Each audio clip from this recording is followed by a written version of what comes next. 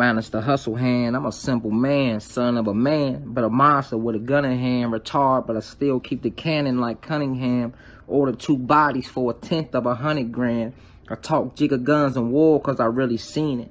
Every verse from the heart, bitch, I really mean it.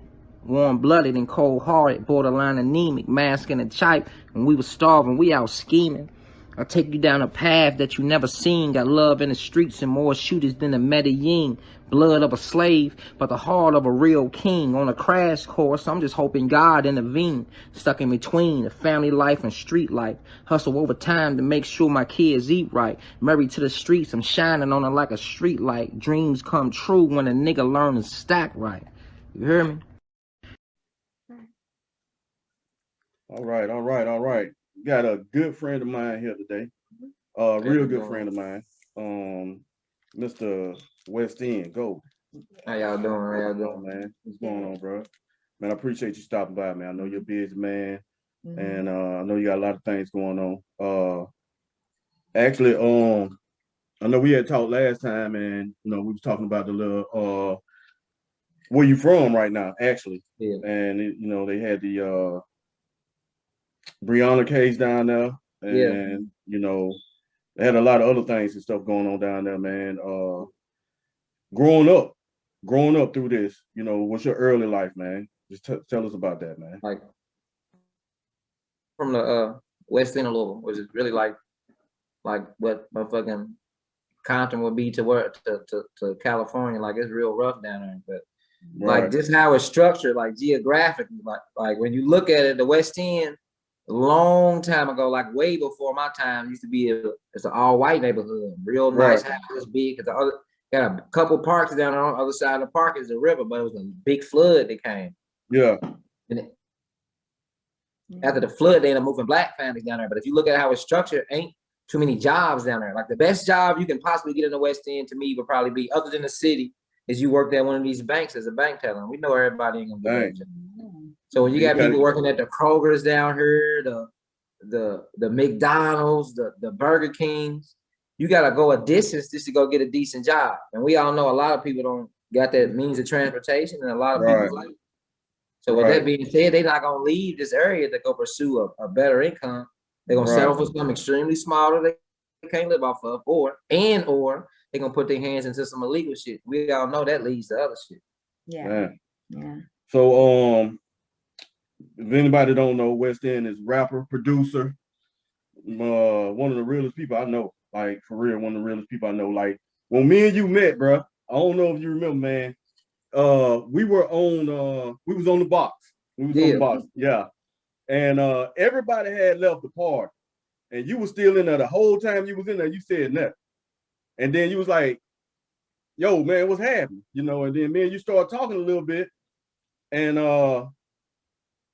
I started talking about some of the people I knew, like personally knew, and he said, "Man, I know them too," and I was like, "Man, in order for him to know them, he got to be in the industry." Yeah. You know what I'm saying? He got to be in the industry, and then also he got to be a real individual, like 100% real person. So I think you linked me with the YouTube channel. Yeah. And you know me, man, I'm like, everybody is rap. Everybody is rap. You know what I'm saying? They got a beat and everybody on the beat, and then they have a video. Yeah. Look at the video, they be like, "That's me right there." You know what I'm saying? And be like, "Dog, that's me right there." You know what I'm saying? But bro, when I heard it, oh my gosh, dog. Like you were still talking. I was on mute. And till this day, I'm mad at you. Nah, man. Wanna know why?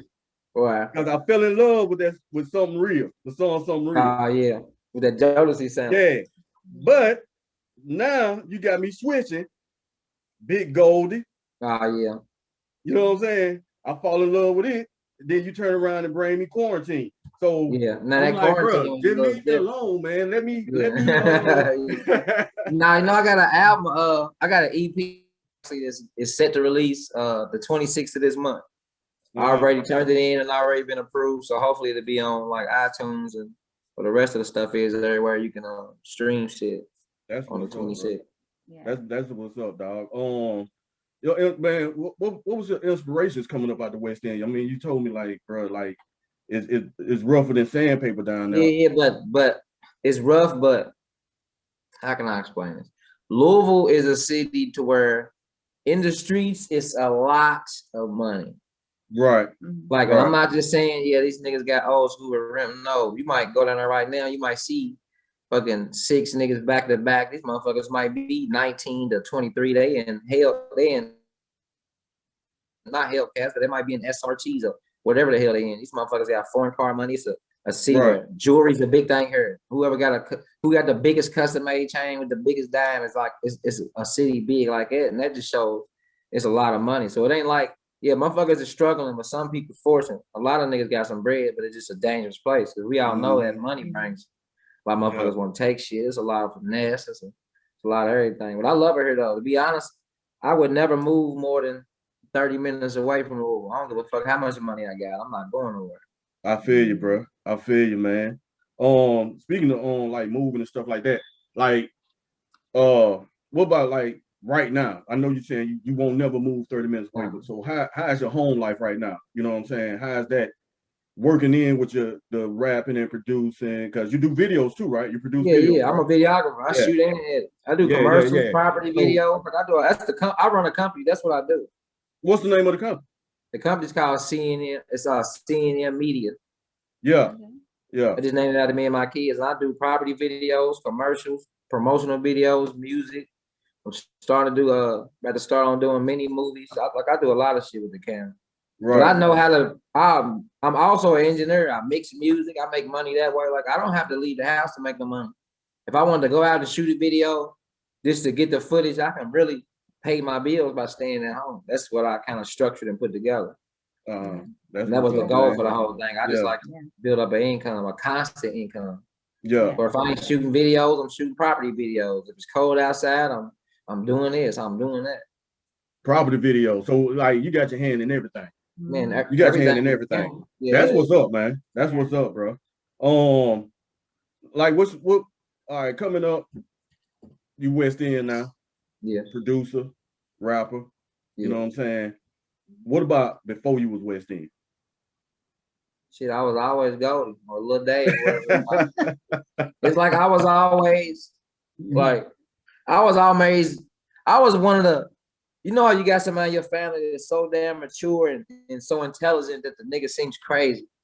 He's always prepared for every goddamn thing. This nigga flies off the handle, but he's the go-to guy and the nigga's intelligent. I was always the cousin and the big brother and the son that was like, yeah, everybody knew, Dave can really handle his own. He can damn near take care of all of us at a young age. Right. This nigga just trying to get his shit together. I was never one of them niggas that was a thief or in trouble for petty shit. No, I was always one of them motherfuckers like, I gotta get some money. I want this, I want that. I'm gonna do it myself. Yeah. I was always one of them. Like I always was building my foundation for whatever the fuck I was trying to do. Whether I was reading anatomy books, law books. Like I was one of them niggas in school I had honor roll years in school. I had good grades. I was the nigga that read ahead 2-3 lessons. When we sitting there and niggas like, damn, this nigga's a street nigga, but like his intellect is different. And that's kind of what carried me through all this. Yeah, that's the only way you can go, like, for real. That's the only way you can prepare for life. Like, you got to be prepared, man. Like, I think I'm not from Mayberry. You might see motherfucker get killed today. You might see all type of crazy shit going on. So you got to prepare yourself for this shit because this is where you got to make it out of. But you're gonna be there until you get out of this motherfucker. Dang, man, that's what's up, dog. Like I say, man, you one of the realest I known, bro. And I appreciate that. You know what I'm saying? And just like you say, you got your hand in everything, bro. Like the movie, the music, and all that stuff there. With the videos and stuff like that, because you say you do your own videos. Yeah, or I have some parts I have somebody hold the camera and shoot the scenes that I'm actually rapping, but if it's B-roll or some cinematic footage that I ain't in, I'm gonna shoot. Right. Sometimes I set the camera down somewhere, just stand in front of it and do some motion shit to it to make it move like somebody's holding. It's a bunch of ways to get around this shit. Wow, that's how it works, huh? Like, so with the what you doing the producing and stuff like that. I mean, do they come to you? You go to them? Like the beat wise, I keep all my own. Yeah, I'm one of them people that make them. I'd rather keep them because what people don't know is let's just say you got a song. I'm the producer. The song has 100 points, which is 100%. 50 of them points go to that producer. Yeah. Unless y'all worked out something else and you done paid him a large sum of money to get a bigger percentage. Ain't nobody finna do that. Right, exactly. And a lot of people don't know how to do paperwork. So, and before I get into it with this guy, because he didn't do his paperwork right, and with my mentality, I gotta take a street ethic and everything, because to me, that's the proper way to do business. Because if I can do business out here with fucking lions and wolves, and I'm one of them, I can definitely do this shit in the business world, because I know how to turn.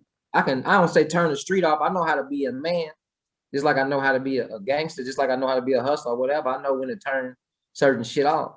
Right. So before I get into it with him and take it out of business to some street shit, I'm just gonna keep them all, because I can benefit off of them also. Or if somebody get them, it's gonna be somebody I give it to that knows the business and knows how to do a split sheet properly. Right. I trust him with it, but I don't like messing with other people. Right. For those that don't know, what's a split sheet? Like sometimes I know what you're talking about. Yeah. But some people out here might be like, man. This all right, so let's just say I upload a single today. I use DistroKid. A split sheet is the percentages to the streams from all these sites they put it on. You make money from that.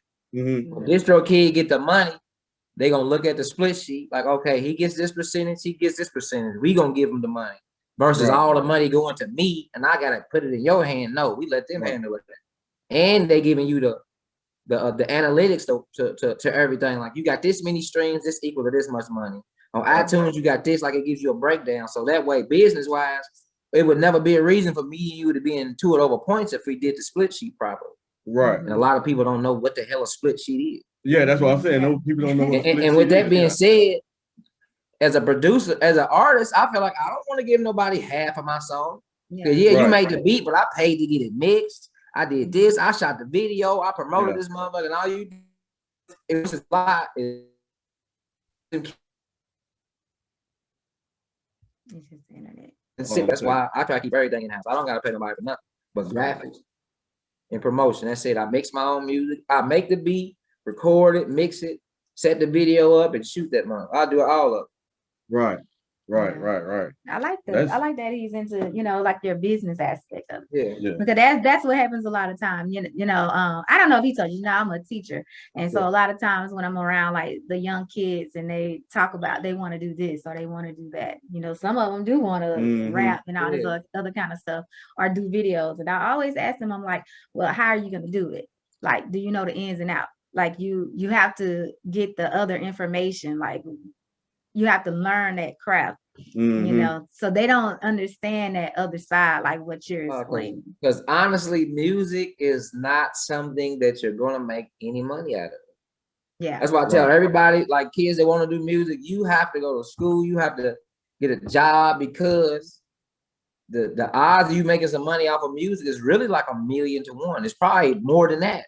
Right. You're not gonna make money off it. This has to be something that's a hobby to you that you want to spend money into because you believe you can make it, but you also have the funds to actually spend and waste on it. Because it's a big chance that a lot of us ain't gonna make it. It's a hell of a chance I ain't gonna make it, even though my shit's on the incline. Yeah. With everything else I'm involved in, I don't never look at it like I'm going to get a record deal. I know people say you gotta match your destiny. I believe in I can't get sidetracked with that when I got bills and kids. Right. Because music is important to me, but it'll never be more important than leaving something for my kids, a house, even though I'm not with my baby mother, making sure she's straight, which she's straight. But at the same time, I got to factor all of this into what I save. Right. Let's just say her car breaks down today. She needs $1,000 to fix her car. As the father and as her friend, right, our bond, it's up to me to, inside of me, like, I got to help her get this done. Not only because that's my kid's mother, like they got to get around. So I can't go spending it all her. Then when this happened, like, damn, I just spent it here. You never get a refund off of that. Man, that's a great, bro. That's a great mentality. A lot of people don't think like that, man. You got real big bros, man. Like before you anything, I don't know, fuck, where you from? You a man before anything with responsibility. Before any of this shit out here, in there, down there, up, whatever it is, you a man. Right. And we got responsibilities and shit we got to attend to, which goes what we represent, family, right, what we stand on, like the future. Like people don't, a big issue with today is people don't think about the future. When I was young running the streets, I couldn't see past the next 7 days. Period. My whole young adult life, I couldn't see what I was gonna be doing past the next 7 days until I had to sit down and do that time. And when I got out, I'm like, damn, the reason a lot of us fail is we not planning for no damn future. We planning for this Jordan release or this jewelry we want to get or this old school, but we still in this raggedy ass apartment. It ain't even, and to me, it ain't even about property ownership because I'm not a property type of guy because I kind of look at it different. Like before I go buy $180,000 house, I'm gonna take his money and pay 3 years worth of rent here because I know after this 3 years, I'm gonna want to move. I know my girlfriend or my wife, wherever she is, she's gonna want to move because she done filled this motherfucker up with furniture. She wants something bigger now. Why women do it? Yeah, I don't know why. Ain't no space nowhere. Hey, bro, she on me now about a bigger kitchen. Oh man, listen. See, I got a factor. I'm a family man also. Like, even though I am who I am outside, like inside my house and inside hers, I play a big role. I play a big role in a lot of people's family lives. Right. Like friends that ain't here, friends that's locked up. Like I spend more time talking to people in prison, federal and state, than I do actually talking to people on the phone. So you go out there to the prisons and talk to them? No, I got so many friends in prison. Oh, damn. And with music and just being cool with my homies and talking to them for 12 years straight, you accumulate a reputation in a prison that you've never been to. Even though I got a DOC number in Indiana, like in spots in Kentucky, like nigga, they know who Goldie is. Because these niggas been talking about him. Goldie always come through or this is they nigga. You know when motherfuckers go to prison, like, oh, who you fuck on the streets? I fuck with this nigga, this nigga, this nigga. And none of them niggas send them niggas no money. And none of them talk to him. Yeah. I know I know a couple people who know you personally. Yeah. And they ain't got nothing but high regard, like, man, oh, that's a real nigga. You know what I'm saying? Like, talk to a couple people, man, and like I said, when we first met, man, it was all about, it was a hard conversation because we were trying to fill each other out. Yeah. You know, I'm quiet for a minute, you quiet for a minute, and we just trying to fill each other out. But you know, after we felt each other out and stuff like that, and I said, man, you know, I fuck with a dude named West End. They said, oh, West End, yo, it was like the whole party paused. Yeah. You know what I'm saying? Everybody paused, like, hold on, let's see what he gonna say. Because I ain't never been one of them guys to I don't give a damn about no money. I got some stuff that might cost some money, but at the end of the day, that shit is material. That shit can vanish in the fire tomorrow. I don't give a fuck about this. I'm more on, I want, at the end of the day, when I die, whatever age, I want a motherfucker to be able to say, this nigga was firm, he was militant, he was also helpful, and he was all really a good nigga. He said what was on his mind at that time. He wouldn't steal shit from you, but he wasn't taking no shit from you. That was my goal in life. And to leave something for my kids, but my name got to be solid in order to give my kids an extra push and shit. Because you'd be surprised at how a motherfucker know your parents and look at them can help you somewhere. It might be a dean, it could be a teacher, it could be a recruiter, a fucking manager at a job, anything. If I leave the right mark on the world, that can help my kids out. Like, this shit ain't never about us when you got kids. Yeah, I want this, I want that, but that shit ain't nothing because I'll be dead. They gonna live longer than me. It's my job, our job to pave a little path for them with a little cushion. That's like if I die and I got a $500,000 insurance policy, man, don't buy y'all no house. Don't invest in nothing. Spend that. You have those memories. You still gonna have something left over. But I'm not gonna be mad if y'all do some irresponsible shit with it because I wasn't ever left like that. I'd rather you have that memory. Like, yeah, for 2-3 years we went crazy. We ain't got shit now, but damn, dad left us a hell of a memory. See, hey, you right, bro. Yeah. Hey, that's crazy. Man, you down there told me everything though, but the only thing you really missing, man, the ups and downs of this rap industry, the street. You know what I'm saying? Just like, man, see, like, it's dangerous being like, it's dangerous being respected on the streets, and it's even more dangerous being a rapper. Like, it's already dangerous being who you are if you have any reputation in the street. I'm not saying I'm nobody, I'm not saying I ain't nobody, I'm just saying. But being a rapper and being in the spotlight, that might be a point for somebody. It might be a young nigga from the other side of town that your end of town might have been feuding with. Oh, he rap, I rap, let me diss him, let me rob him, let me take his chain, let me do that. Like, it's really, that shit's serious. Lyrics is stones now, bro. Lyrics is stones now, man. Like, just being in that lane. Right. Yeah. If you ain't prepared for that, you can't, like, that's why I tell everybody, you want to be gangster rapper, somebody's gonna test you. Right. If that's not you, or you don't want to be in that lifestyle, watch what you say. Yeah. And stay out of it. But most importantly, if you ain't ready to keep your hands to yourself. Yeah. Right. I'm tired of hearing people say, "Oh, they don't fight no more, man." That's like, okay, let's gonna use the stuff that's been going on with Louisville, like even from the Breonna Taylor case to people dying on the streets, to people getting into it on the streets, and family members dying from corona and all that stuff going on. That puts people on edge. Yeah. If I watch the news 5 days in a row, let's say I'm a good-hearted guy, I watch the news 5 days in a row, I see 5 murders on her 5 days. Automatically in my head is stay protected, don't go nowhere without protection, and I can't give you that much space with me anymore. Like my personal bubble is bigger. My meter that kicks me into flip out mode is shorter because I gotta go into survival mode.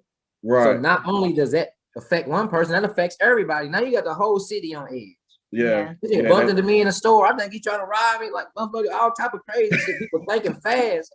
But they're making those decisions based off of what's going on around them. And there's nothing wrong with that. We living in a damn war zone. Everybody is everywhere. Not saying my city's cars and none of that, but every city got a hood and got motherfuckers that's going through similar shit. Right. In survival mode, you'll do some shit and gain some strength you never knew you had. You're gonna react faster, you're gonna react different, because that's human nature. We can't that's that fight or flight. And from what you're telling, man, the flight has shrunk. Man, the flight has shrunk, man. What do you think? You know what I'm saying? You say you're on the incline. You know what I'm saying? And let's make that clear. It's not a decline to people who don't know. A decline means dropping. My man is inclining. You know what I'm saying? What do you figure, like, if I knew this back then, I will be here now. Okay, now you know what I'm saying? We'll say from the last 2 years, I won't even say back then because music has changed. Like now, what helped me improve is, and this is the crazy thing that people don't take into consideration when it comes to music, you're battling a machine, a computer that's programmed to think a certain way and do certain shit where certain shit happen now. With that being said, everything is about an algorithm, which means if I'm a rapper, I got all these social media platforms and I don't comment on certain stuff, that keeps me out of a lot of people's timeline. Only people who really see me is people I interact with and people they might interact with. Now, if I'm going all over the internet, liking all my buddy stuff, commenting on stuff, sharing stuff, I'm on here every day and my content's getting steam, that's gonna put you in a lot of more people's algorithms. It's gonna put you, not algorithms, it's gonna put you in their timelines. They're gonna see you when they get online, when they swiping through their stories, you might pop up. When they usually don't look at you, that gets you bigger numbers. So you gotta continue to do that. And the beautiful thing about that is it's free. We on Facebook all day. We on Instagram all day. We on this and this all day. We got friends, we got family. You scroll past that stuff, like it, leave an emoji, leave a comment. The more you do that, the more you'll be in people's timeline. You gotta think, I got 5,000 friends on Facebook. I don't see I don't see the majority of these people at all in my timeline. But I notice if I find you and I start commenting on your stuff and I look you up for a day or two, we're gonna be in each other's timeline. You just gotta be like, in a day for street rappers, you have to be internet savvy. You battling the machine. You gotta get that. And that's the first step, because it don't cost no money. Because when you spend money on, like if I didn't do it and I went out here today and I spent 50,000 on music and got 2 big features, it's gonna make my shit look big. I might get some decent numbers, but when I can't do that, it's gonna look like I fell off. You do that free shit first and build that core following, then you add little shit here and there. Because when you started, you gotta always be able to put that exact type of money into it. Because if not, your shit's gonna go down. You didn't work on that. You didn't work on this and that. You want to build that. You can't keep telling them. You can't keep telling them everything. No, we got. You can't keep telling them everything. They like sharing information. That's Hey, wow, man, that's what's up. Speaking of rappers and stuff like that, bro. Me personally, I think I feel, let me get this right. You are a lyricist. Yeah. You are a lyricist. And a lot of times that's the only rap that I listen to. It's got to make sense to me. You know what I'm saying? Coming up, who did you listen to? Honestly, I listened to a bunch of, if it wasn't some gangbangers from California, it was some artists from Louisville, because Louisville always had a lot of rap. You're right. Yeah. Like Louisville was one of them, even though we got Jack Harlow's from Louisville, Bryson Tiller's from Louisville, like you got people that do other genres, like Louisville's really a street city. Yeah. Like on a local level, the street artists get the biggest steam because you can really, I can do a fact check on you if you from here. I seen you. If you talking that money talking, you driving like it, if you looking like it, your jewelry draped like you about that money, I can really buy into your story and I believe you. I listen to you more. Right, right. So I was attached to a lot of the artists from Louisville, like people, Daddy-O, Goodfella. Yeah, people like Bale, Street Cred. Like you had a lot of people from down there that was actually who they said they was. So I cling to that music more. I always listen to a lot of local music. Yeah. Like the local music along with any street music from California. And of course I listened to the Cash Moneys and the No Limits, but I was right. California SIBO type thing. Yeah. Who inspired you to rap? The local artists. The local artists? Yeah, hell yeah. Yeah. That's what's up. Nothing like you seeing these people that rap in real life. We thinking internet wasn't that big back then. So we thinking they bigger than life damn near. When I see him in his Cadillac with these rims and this jewelry slapping in the park, like, man, that nigga's dope. His music's dope. That's who, and when you like music, that's who you would want to be like versus somebody I seen on TV. Yeah. Let me ask this. If West End wasn't West End, what would West End be? Like, what if you wasn't rapping, you weren't producing, you weren't doing all this stuff, what would you be? What would you be doing? I don't know. I don't know. Because I got to say it because music shaped my life a lot. Because I always had, like, everybody want to have something you good at. Right. Whatever you're good at, you're going to try to master that and find something else you're good at so you can master that. Like, when you don't got that, you don't got no talent, and your mind is idle, that's a dangerous situation right there. Right. Especially depending on what type of person you are. Right. Now, if it's in you, and your mind is idle, oh, it's gonna be all type of shit flying through, especially when you're in bad environments. You running into bad ideas. Hey, let's go do this. Let's go take this. Let's go rob that. You got some money? Nope. Me? Nope. Let's go do this. Like, no. You have to have a hobby to keep you out the more time you're out the streets, the longer your lifespan. Yeah. The more time you with your kids, the longer your lifespan. The more time you focus on this, like it extends it. Like they say, black man's lifespan is what, 60 something, 70 something, but for somebody in those street situations, shit, it might not be past 40, 45. And that's a large number. You might not make it past 35, depending on how involved you are. That's a natural thing for people in the street. Yeah. Health is already bad. This thing it is. From my era and a couple eras before that, people was drinking and weed. Pills was never a big thing. Opiates was never that big.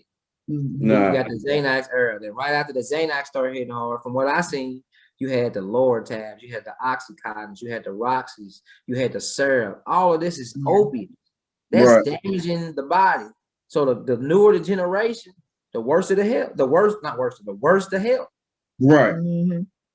That's why they say black don't crack. The way it's going now, it's going to start to crack. Yeah. Yeah. You can see a 50-year-old, 60-year-old black woman, and she looks 40. Yeah. Skin full, no wrinkles, everything. Can walk and function.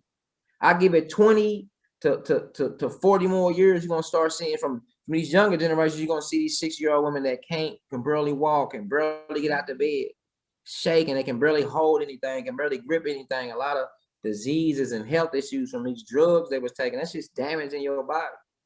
Everything these people doing is taking all these damn Percocets, drinking all this syrup. Like, man, that shit is not for, that's for pain. They're building up a tolerance, so they need more of it. It's only becoming a money pit, and it's becoming more toxic. You slide in your body. So these smaller generations ain't gonna live as long as our parents did, and we gonna live. Right. And see, that's another thing that kind of attracted me to your music. It ain't all about the regular lyrics. You know what I'm saying? Like, I ain't gonna say the regular lyrics of what the lyrics are selling now. You know what I'm saying? Yeah.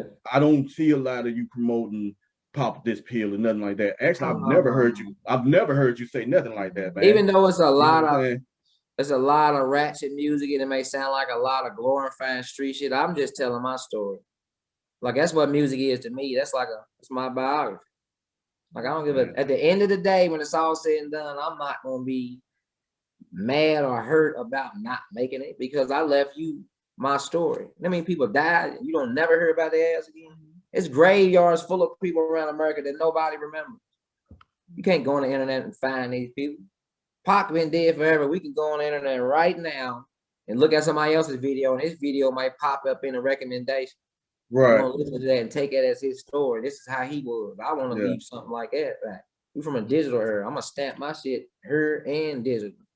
My kids can get older and really see that side of dad they never got to see, like damn, because you wasn't supposed to see that. Right. You ran into this when you matured enough, so you old enough to judge it for what it is. Right. See, weighing that in, this is how dad was on the streets and what things we heard versus this is how he was in the house. How the hell did he balance it? Right, man. I like I said, I follow you. You know, my dog. You gonna be my. You know what I'm saying? You always gonna be my dog. I look at some of your pictures on IG. I look at your pictures on Facebook. There's one picture that caught my eye. There's y'all in a hotel. Oh yeah. There's pizza boxes all over the floor. You at the computer. Somebody. And the crazy thing was, it was more of us than that in that room. Right. We had like 4 rooms on that floor. Right. You had people we came from Louisville. You got people from Lexington that stem from Buffalo, New York. We in Kansas with my homie Bulldog and them that's from Kansas. We had another homie that met us down there from Omaha, Nebraska. Like that road life is like that. But the thing was, bro, I never seen nobody like it wasn't no part in there. Everybody was at work. Oh yeah, hell yeah. Yeah, everybody was at work, man. And I looked at it and I'm like, you know, it really meant so much because you have people that go out of town on jobs and the first thing they do is go in there and party. You know what I'm saying? Yeah. Y'all was in there, man, bro, and y'all was really at work. And the picture, it caught y'all off guard. I can tell it caught y'all off guard because wasn't nobody trying to pose or nothing like that. So it was a real picture. It was a real picture, man. And then, you know what I'm saying? Like I said, I caught it and I looked at it. And me personally, when I looked through there, it's inspired. It was inspiring type thing, man. I looked at it, man, and I'm like, bro, for him to, you know what I'm saying, to be out on the road, you can tell y'all on the road. You know, y'all got boxes of pizza in there. The diet ain't right. You know what I'm saying? Yeah, the homie down there that had a show in another part. It was probably about an hour or two outside of Kansas City. We went there to really support him and just to kick it with him. But they come like a lot of a lot of my friends from out of town will come here. Right. I make sure they straight and we'll kick it and have a good time. And when we go there, it's like they return a favor. That's how you build those bonds. That's how I know a lot of people on the road. From meeting a solid nigga that took me every damn word, I just added that with the people I know to where if I want to go on vacation, I'm not going to her as no damn tourist. My homie's here. Right. His stature is like mine. He's respected like I am. So I know I can go to his city and really do. I don't say do what I want to do, but I can go relax. I'm not worried about no bullshit. Right. I'm a nigga with a good name and think kind of like I think, because I know this man. He done been hurt. I done been in his house around his kids. He done been in my house around my kids. Yeah. It's a mutual respect among a few other things that's not business. That's how you build that bond. That's your family. Yeah. Not go out with them. We have a good time. We got Patron bottles, Hennessy privilege, everything scattered everywhere. We not here forcing each other to work. We here laughing the whole time. Right. We're kicking it the whole time. We're not here chasing on females. We're not here for no money. We here to kick it with some homies and get some work done. And it's not a force. That's what's up, bro.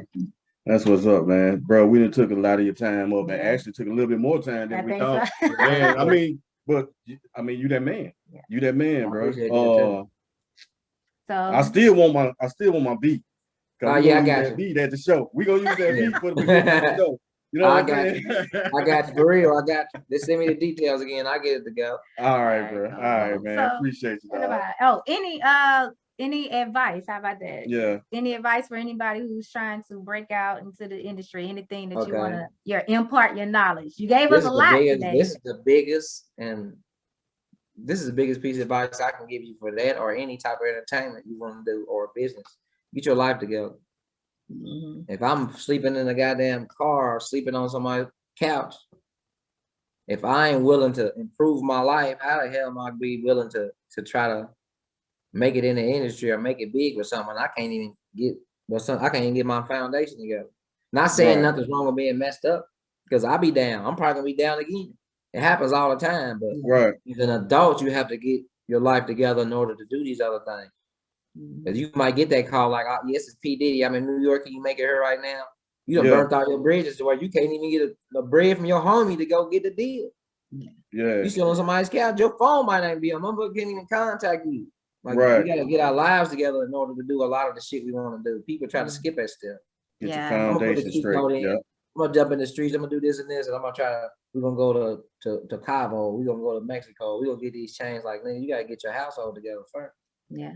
That's my niggas in Cabo partying and come home. They house got more sand than Paul. They got more sand in their house than they do at the beach out there. You know what I'm saying?